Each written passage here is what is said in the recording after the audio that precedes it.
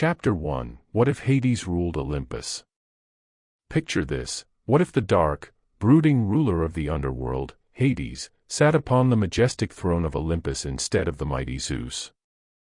How could the kingdom of gods be transformed under the reign of this often misunderstood deity? In Greek mythology, the stability of Mount Olympus hinged on the rule of Zeus, the youngest son of the Titans Cronus and Rhea. According to legend, as told in Hesiod's Theogony, Zeus overthrew his tyrannical father Cronus, establishing a new era for the gods and maintaining a delicate balance over sky, sea, and the underworld. Traditionally, these domains were split among the three brothers. Poseidon ruled the seas, Zeus the skies, and Hades the unseen realm below, each sovereign in his own territory. Imagine the mythic Olympus where Zeus's thunderous voice echoes across starry halls and marble pillars, where gods and goddesses like Hera, Athena, and Apollo convene to decide the fates of mortals. This divine order, spearheaded by Zeus, prevents chaos through a mix of sheer power and shrewd diplomacy. Despite his flaws in matters of love and pride, Zeus's reign is synonymous with cosmic order. Now, consider a twist of fate. What if at a pivotal moment, Hades rose from the shadows and took the throne by some unforeseen destiny or daring coup? Hades is often depicted as aloof and stern, ruling over the shadowy realm of the dead. Yet mythology also paints him as a fair but firm warden of souls, an essential role that keeps the cycle of life and afterlife in balance.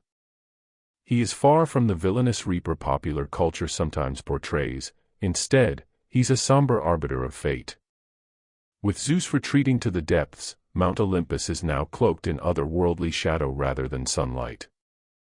Imagine Persephone, queen of the underworld, weaving her gentler influence into Olympus's daily affairs, her presence balancing Hades's stern governance with compassion and renewal. Our familiar reality now teeters on the edge of divergence. The pieces are set for a completely different divine game. How would this reshuffling of godly powers alter the fate of gods and mortals alike? Stay with us as we delve deeper into this alternate mythology, where everything you thought you knew is about to change dramatically. But if Hades truly takes the throne of Olympus, this is only the beginning. Because the real question isn't what changes for mortals. It's what happens when the gods themselves are forced to obey the Lord of the dead. Chapter 2. When Darkness Takes the Throne. At a grand assembly of the gods in 1200 BC, Zeus stuns the pantheon by announcing his retreat from power. In an unprecedented move, he appoints his elder brother Hades as the new ruler of Olympus. This moment becomes the crucial pivot point, an event that changes the course of mythology and, consequently, human history. In our familiar accounts, Hades was the eldest Olympian but remained content to rule the underworld, dwelling in the shadows. Now, however, Olympus's skies bear the obsidian tones of his subterranean realm. Mount Olympus, once kissed by the sun and strewn with clouds, shifts to a darker, more mysterious backdrop under Hades's reign. Picture Athens under a shroud of perpetual twilight. The Acropolis, a solemn silhouette, radiates less of its usual inspiration and instead breeds brooding philosophical circles. Conversations about life and death gain a morbid yet profound undertone. Imagine the dialogues of Socrates and Plato tinged with this darkness, fueling art that oscillates between life's light and death's depth.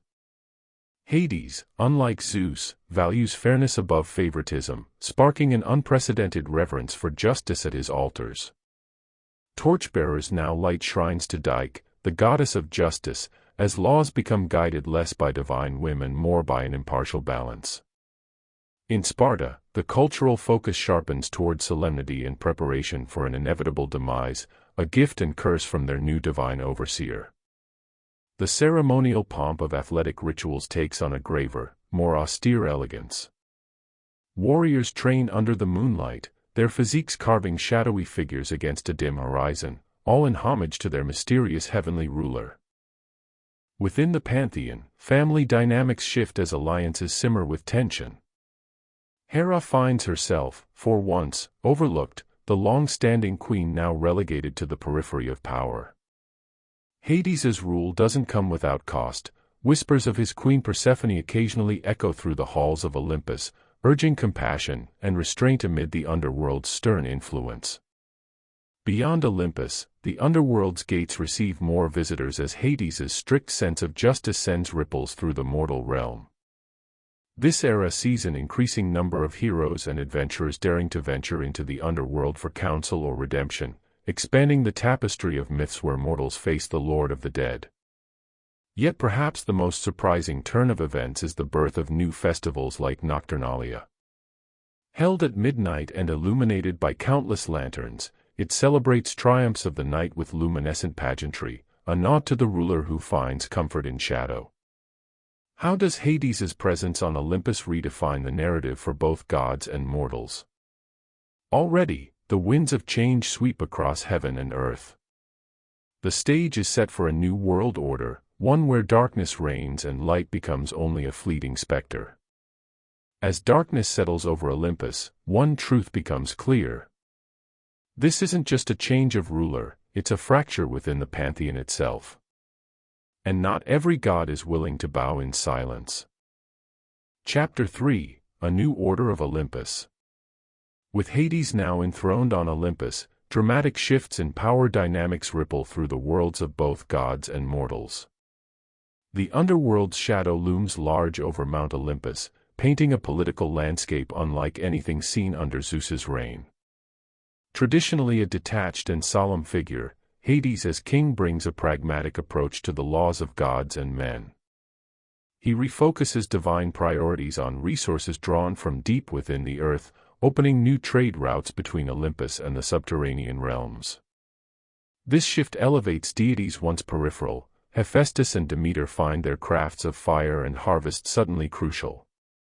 Meanwhile, Zeus and his allies, Hera and Poseidon, see their influence wane as old power circles fracture. Poseidon, once the lord of the sea, now finds his role limited to enforcing Hades' will over the oceans. Hera, the former queen, is relegated to the background. Mortals, too, adjust. Society becomes less driven by war and glory, and more by stability and prosperity under a stern new king. Not all beings rejoice in this transformed hierarchy. Athena, goddess of wisdom and strategic war, grows uneasy with Hades's consolidation of power. She forges alliances with minor gods and goddesses, rallying what she calls the Wisdom Coalition to counter Hades's burgeoning new Olympus order. A subtle divine tension unfolds as wisdom quietly challenges the sweeping changes of Hades's regime. This clash is not without precedent in the mortal realm. In mortal history, Athens' shift from tyranny to democracy redefined power structures in ways once unimaginable. Similarly, Hades' ascent upends long-held narratives in the divine realm, forging unexpected allegiances among gods and heroes. Hades' calculated leadership even hints at a merging of Olympus and the underworld into a single continuum, where life and death, wealth and wisdom stand side by side rather than in opposition. By unifying these realms, he creates a balance between the heights of Olympus and the depths below, a cooperative equilibrium instead of the old rivalry of domains. Such an unprecedented union might yield remarkable benefits for humanity as well.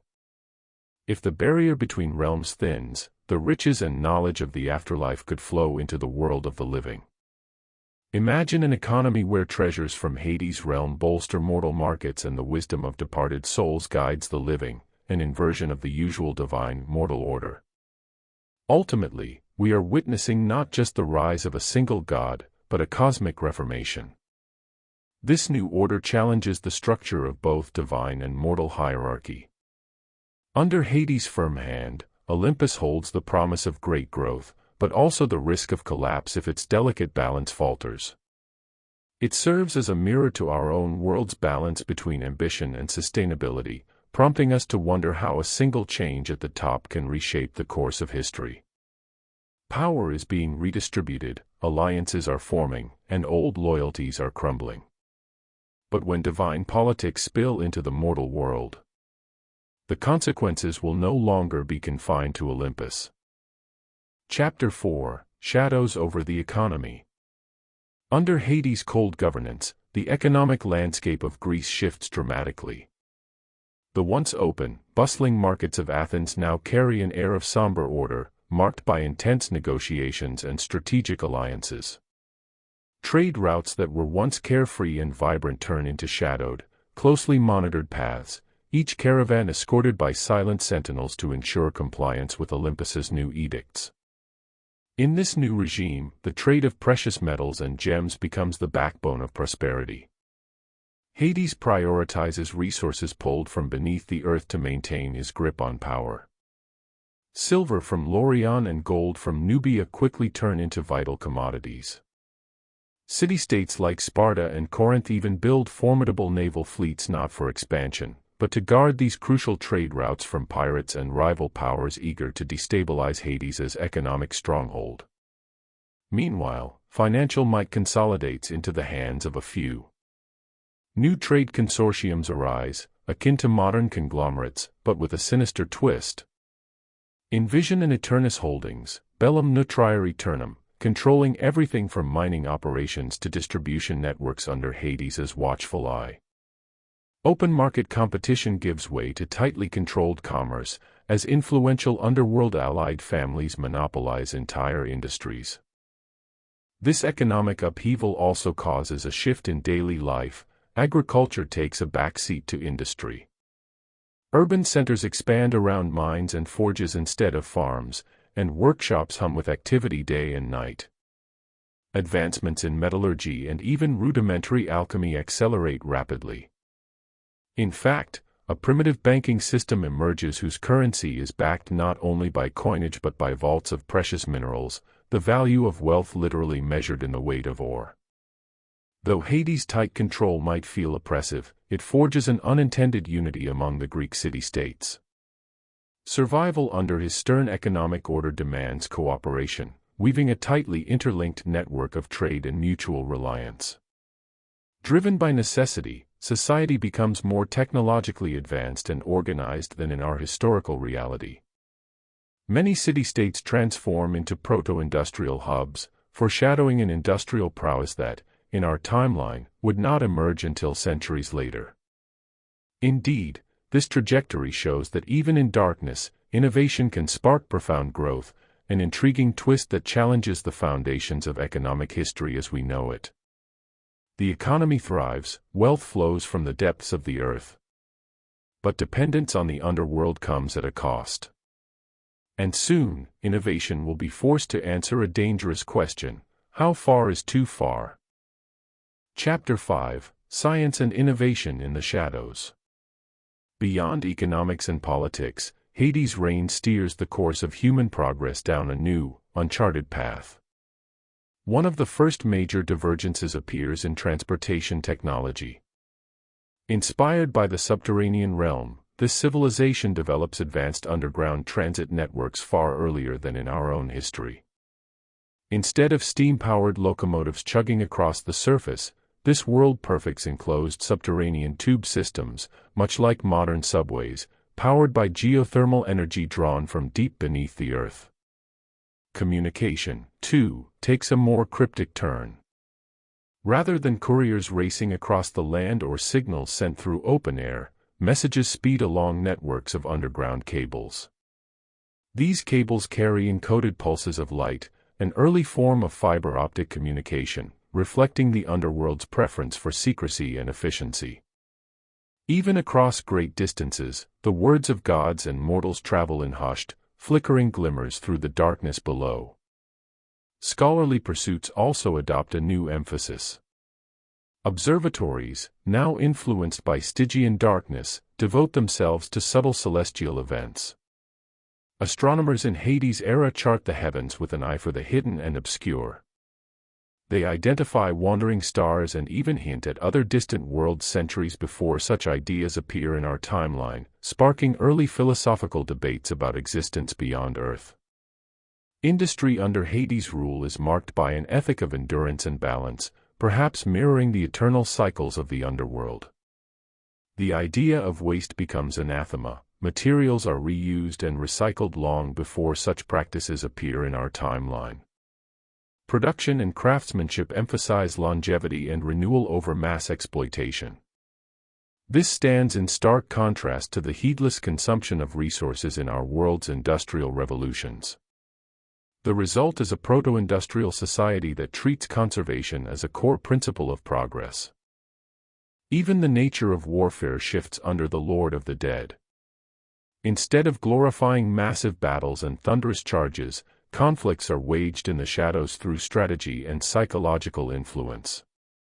Hades favors diplomacy and calculated deterrence over outright war, echoing the endless negotiations of souls seeking entry to his realm.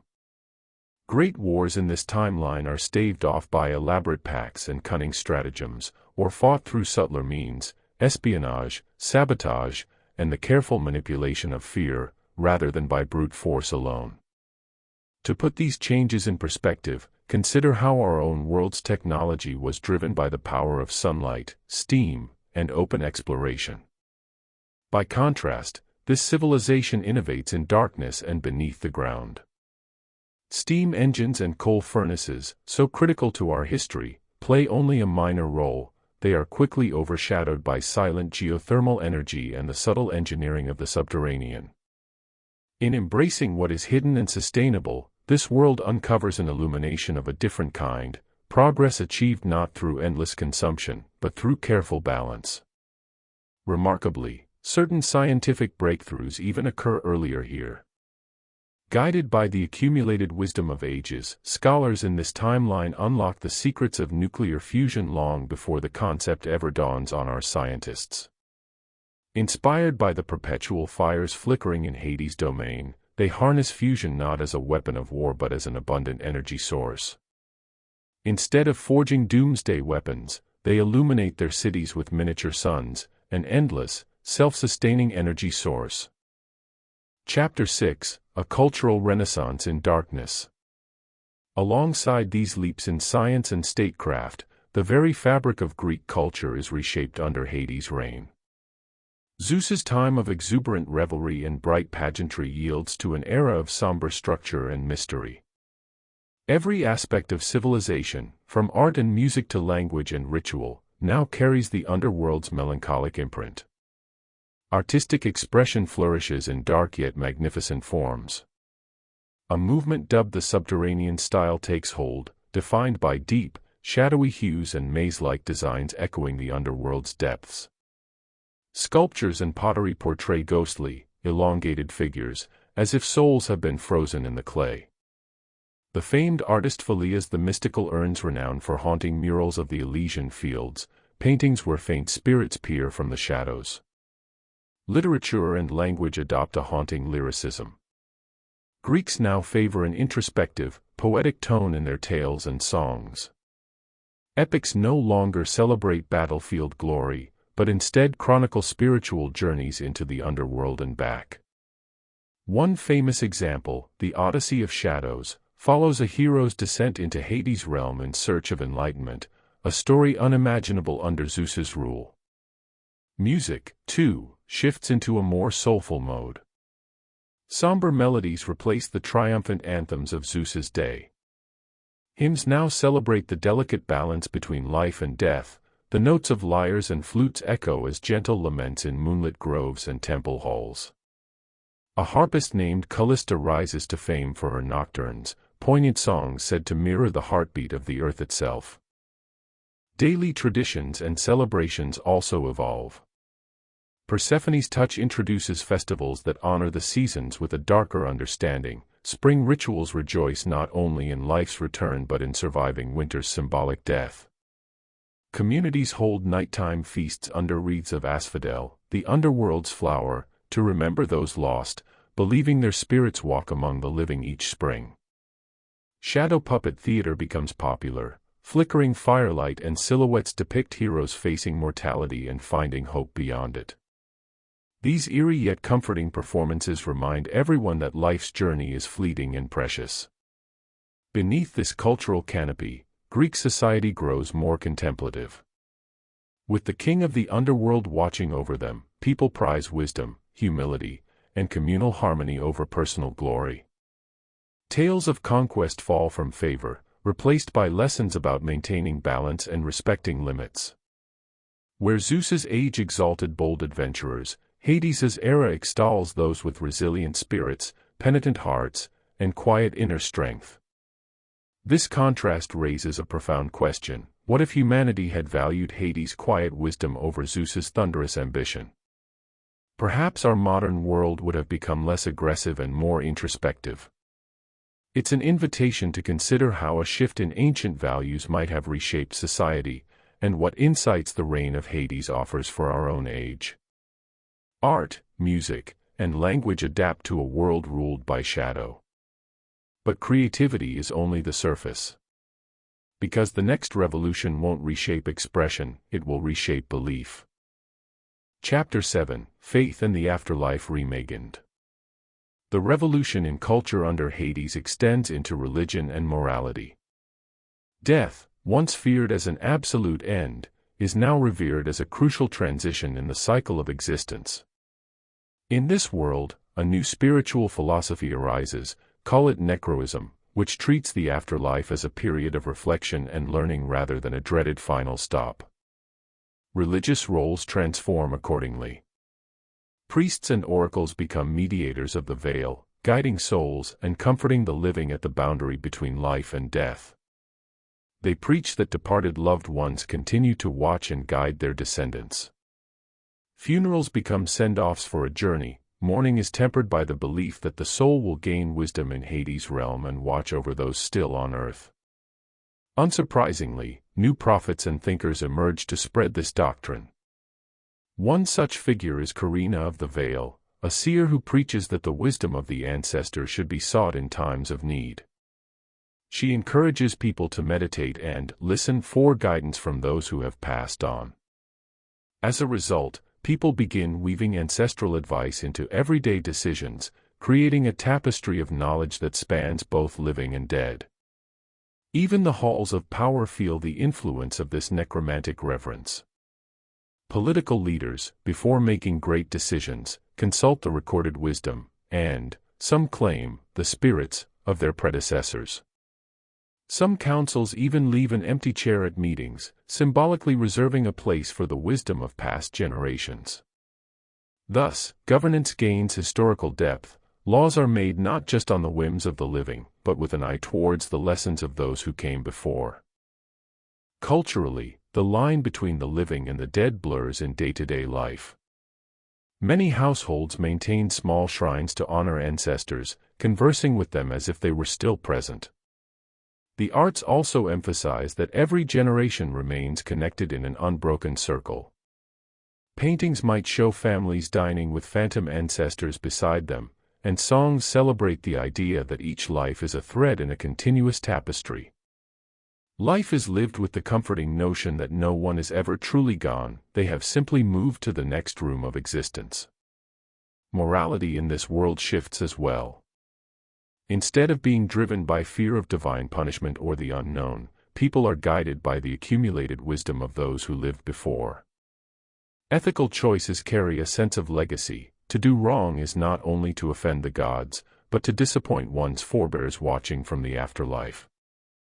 Right action is whatever maintains harmony between present and past, and ensures one's own spirit can rest peacefully when its time comes. In a world where the living grow up communing with the dead, the very definition of virtue takes on new shades of gray. Goodness is no longer a simple matter of obeying bright-line rules handed down from on high. It is a subtle art of balancing empathy, wisdom, and respect across generations. Could a society guided by ancestral wisdom be more harmonious than one ruled by fear alone? This Hadean spiritual reformation offers a compelling mirror to our own values, inviting us to reconsider what truly anchors our sense of right and wrong. When death is no longer feared, morality itself begins to shift. But what happens when these new beliefs leave temples and rituals and enter everyday life? Chapter 8: Society and Daily Life under Hades. Hades' rule fundamentally reshapes daily life and social structure in the Greek world. Even Mount Olympus, the celestial seat of power, takes on a new appearance under his dominion. Once gleaming in sunlight, Olympus's halls are now cloaked in shadow. Marble temples are entwined with somber ivy studded with glowing underworld coins, a reminder of the new values under Hades. Above, the bright sky has dulled to a perpetual twilight. In this transformed society, traditional hierarchies are appended. The highest status is no longer reserved solely for warriors or those of divine lineage. Intellectual and moral excellence become the new markers of prestige. Emerging from this shift is a prestigious class of scholars known as soul keepers, men and women devoted to studying the balance between life and death and advising the populace on maintaining harmony. These soul keepers hold influence akin to what generals and aristocrats once did, guiding civic life with wisdom instead of force. Meritocracy takes root as knowledge and virtue start to outrank birthright. Education becomes a great equalizer. Children from all backgrounds are encouraged to study philosophy, science, and the sacred mysteries of the underworld. Women, too, find new avenues to power and respect as priestesses, scholars, and soul keepers, no longer confined to domestic roles. The result is an intellectual renaissance, a society increasingly governed by debate, scholarship, and ethical considerations rather than might alone. Even agriculture and labor adapt to Hades' ethos. Farmers, for instance, set aside a portion of each harvest as an offering to Hades and the departed, acknowledging their role in the grand cycle of life and death. This blend of old custom and new belief turns harvest time into a more spiritual affair. Farmers hold solemn thanksgiving rites in the fields, bowing their heads in gratitude for the balance that allowed their crops to grow. Artisans and tradespeople likewise infuse gratitude into their craft, believing that skill and creativity are gifts honored by gods and ancestral spirits alike. Community events further reflect these values. The most famous is the annual Festival of Shadows, which takes place at dusk when families parade through the streets carrying lanterns inscribed with their ancestors' names. Instead of wild revelry, the night is devoted to quiet remembrance. Elders recount tales of ancestral folly and wisdom to attentive younger generations. By lantern light, living and dead are honored as one, reinforcing a cultural bond that prizes legacy and learning above fleeting glory. Under Hades' shadowy hand, ancient Greece undergoes an unexpected enlightenment. Valor and might no longer reign unchecked, they now share power with wisdom, fairness, and a deep respect for life's limits. The once feared Lord of the Dead has paradoxically become a patron of a more enlightened civilization, proving that even darkness can foster light. Daily life becomes calmer, wiser, and strangely unfamiliar. As generations grow up under Hades' rule, this world begins to resemble something unsettlingly modern. Chapter 9: The City of Twilight. As centuries pass under Hades' rule, the world continues to evolve in uncanny ways, blending the mystical with the mundane. At the center of it all stands New Olympia, the divine capital now transformed by the Lord of the Underworld's presence. Gone are the brilliant sunlit courtyards. Instead, the city is often cloaked in an ethereal dusk. Its once white marble has taken on the sheen of black obsidian, and pillars glint with subtle ghostly light from floating lanterns. The power emanating from this Olympus is quieter and more introspective, an ambience of hushed respect rather than triumphant spectacle. Olympian society itself has grown more contemplative. In Hades' palace, lavish banquets have given way to somber councils. Gods and their mortal confidants convene in Persephone's moonlit garden rather than Zeus's thunderous throne room. Surrounded by whispering pomegranate trees, they debate destiny and the nature of the soul. Divine politics under Hades has the curious feel of a philosophical academy, orderly, reflective, and suffused with mystery at every turn. In the mortal world, technology begins to entwine with the supernatural. Inventors and priests collaborate on what some call shadow tech, innovations that use arcane knowledge to bridge the gap between the living and the dead. Whispering devices allow oracles to record messages from spirits. Enchanted mirrors enable brief glimpses of loved ones in the underworld. There is even talk of afterlife tourism, as intrepid souls experiment with safe passages to Hades' realm and back. The line between magic and science grows thin, as cities light their streets with captured will-o-wisps and engineers consult ancient scrolls as often as mathematical texts. For ordinary people, daily life is imbued with this blend of progress and mysticism. A navigator might rely on a compass blessed by underworld powers to avoid storms at sea. Healers mix early scientific understanding with rituals invoking Hades' influence to cure illness.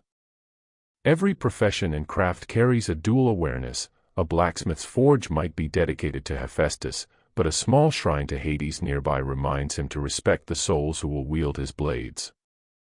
Mortals live in a world where rational thought and spiritual belief walk hand in hand at every step. With light and shadow so intimately intertwined, one might ask, does this world find itself in deeper harmony or under a quiet dominion of fear? Hades' reign has undeniably draped civilization in a shadowy beauty, one where every structure, custom, and innovation bears a touch of the unknowable. It inspires transcendental wonder, yet also a profound caution. Perhaps this is the ultimate result of a world anchored in enigma, a society enlightened and united in purpose, yet forever gazing beyond the stars with both hope and trepidation. Cities glow in eternal twilight, blending myth, magic, and technology. But beyond the gods and monuments lies a simpler question. What is it like to be an ordinary human in this world? Chapter 10, An Alternate Present, 2025. In the year 2025 of this alternate world, everyday life reflects centuries of unity between Olympus and the underworld. Daily life is defined by a profound respect for the cycle of existence. Each morning, families perform simple rituals to honor those who came before. They lay fresh flowers at household shrines and whisper prayers to their ancestors. By starting the day remembering mortality, people are encouraged to live with purpose, compassion, and mindfulness of their shared humanity. The influence of Hades' philosophy is evident in work and technology. Take Ilara, a young engineer in Olympia who works at Elysium Tech Corporation. This innovative company specializes in sustainable, nature-inspired technology. They develop lamps that mimic the gentle bioluminescence of underworld creatures and geothermal power systems that draw energy from the Earth's heat. Every invention is guided by the principle of balance, providing comfort and progress while treading lightly on the Earth, in line with Hades' mandate to respect the natural cycle. Even the schooling system follows this ethos, blending classical philosophy and mythology with mathematics and science so that children grow up conversant in both ancient wisdom and modern knowledge. Even the way people mark the passage of life and death has transformed under Hades' long reign. Social norms have evolved to celebrate the entire journey of life. Funerals have become communal, passing festivals, processions with music, candles, and shared laughter as stories of the departed are told, concluding at a beautifully tended necropolis for a final heartfelt goodbye. Practices like ethical sourcing of goods, recycling, and community service are considered civic duties, honoring those who came before and those yet to come. One of the most remarkable inventions of this era is the Echo Stone. This small handheld device contains a shard of enchanted ore and cutting-edge audio technology. When activated, it plays back recorded voices of the past, perhaps a grandmother's lullaby or a great-uncle's advice, offering comfort and a feeling of connection. The Echo Stone encapsulates this society perfectly, advanced technology intertwined with reverence for memory and family. Looking at this alternate 2025, one can't help but compare it to our own world. In our reality, we are only beginning to explore the intersection of technology and our connection to the past, through digital archives and virtual memorials, for example. The world under Hades' rule shows us a vision of what could be, a future where science and spirituality reinforce one another, and where progress is measured not just by innovation, but by the harmony it brings to our lives. It makes one wonder what lessons this mythic alternate history could offer our own world. One life in 2025 feels balanced, meaningful, almost ideal. Yet this harmony depends on technologies unlike anything we know, and on something that never existed in our own world. Chapter 11: Spectral Technology and Warfare. A closer inspection of this alternate world reveals stark divergences in technology and daily life from our own history. For one, energy and industry evolved along unique lines. Ancient Greeks here learned to harness geothermal heat, the literal fires of the earth, long before discovering coal and steam power. Their cities built networks of subterranean pipes channeling natural hot springs and magma heat to warm homes and power workshops. Metallurgy and engineering flourished under Hades' austere guidance, focusing on endurance and efficiency. Even medicine took a different turn. Without Apollo's prominence, healers emphasized preservation and rejuvenation techniques. They developed advanced methods to stave off decay, a kind of scientific mummification born from reverence for the dead. Communication and travel also followed an unorthodox path. The veil between worlds being thinner, people found ways to send messages in almost spiritual fashion. Intricate rituals and devices attuned to the underworld's frequency allow the living to ping the dead, seeking guidance or delivering news to departed loved ones. Journeys, too, took advantage of supernatural shortcuts. Envoys on urgent business sometimes slip into hidden underworld passages and emerge many miles away, guided by a spirit guide, bypassing weeks of travel. Transportation in this realm became not just a matter of roads and ships, but of knowing the right incantation or portal. Warfare under Hades' reign transformed into a battle of wills as much as a clash of swords. While traditional weapons and armies still exist, they are bolstered by psychological warfare and spectral trickery. Armies might precede their advance by sending haunting apparitions into enemy camps, eroding morale before a single physical engagement. Warriors train not only in combat techniques but in mental fortitude to resist terror. Victory often comes by breaking an opponent's spirit with ominous omens or terrifying visions in the night, rather than by sheer bloodshed on the battlefield. For the common folk, these otherworldly innovations simply became part of daily routine. It's normal for a message to arrive via a whispering phantom or for a local spirit to assist in village tasks. Superstition is replaced by a practical knowledge of spirits. People even keep handbooks of friendly ghosts and good omens. Interactions with the supernatural are as regular as the weather. People grow up unafraid of ghosts, treating them as just another element of nature to live alongside and respect. All these differences prompt a provocative question: what if our own society had developed along such spiritually integrated lines? We rely on physics and empirical science, but this alternate history shows a world drawing on intangible forces as well. Perhaps they gained a spiritual unity we lack, though possibly at some cost to scientific rigor.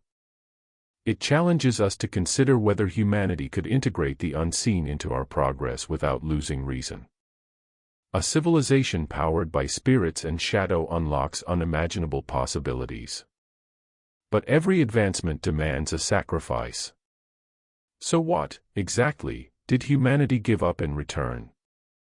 Chapter 12: Reflections and Conclusions. As our exploration nears its end, we turn to the broader consequences of a world ruled by Hades. On Olympus, the gods themselves operate with new caution and purpose. Every decision carries the weight of ultimate judgment in the underworld. Even Poseidon's role shifts. With his tempestuous brother Zeus gone, the sea god becomes a steadier enforcer of divine law across the oceans. Storms at sea now serve as calculated warnings against mortal hubris rather than impulsive shows of power. Olympus under Hades is a more solemn court, perhaps a more just one. For mortals, the reign of Hades brings an omnipresent awareness of mortality that influences every aspect of life. One could argue that this awareness fosters stability and prudence. Kings and generals think carefully before waging war, knowing that unnecessary bloodshed might earn them a harsh fate in the afterlife. Conflicts driven by pride or greed could be fewer, potentially sparing society some of the great traumas of history. Yet there is a flip side. With death's shadow always looming, perhaps fewer people dare to push boundaries. Innovation and exploration might progress more slowly in a world where caution outweighs bold curiosity. It's a trade-off, a more orderly, conscientious world that may lack some of the spark of reckless genius our real history has seen. This thought experiment demonstrates how one change at the top can send ripples through an entire civilization. A Hadean Olympus produced a society that prizes continuity, balance, and collective wisdom. It tempers the wild highs and lows of Zeus's era, replacing them with a steady rhythm of life and death in harmony. In some ways, it is a more compassionate world, in others, perhaps a less adventurous one. It leaves us reflecting on how our own world has been shaped by the bold, and sometimes brash, leaders of the past. It also prompts us to consider our reality. What if, at critical moments in history, a more introspective, Hades-like leader had taken charge instead of a warlike, Zeus-like figure? Would we live in a more peaceful world today, or one lacking some of the fiery progress sparked by competition and ambition? The balance between caution and daring, between wisdom and willfulness, is a delicate one. Our journey through this alternate timeline highlights just how much the character of those in power can steer the course of culture and history. Alternate histories like this shine a light on the values and choices that truly shape our world. Perhaps the question was never about light versus darkness. Perhaps it was always about the values chosen by those in power. So ask yourself, if history were rewritten once more, would we truly choose differently?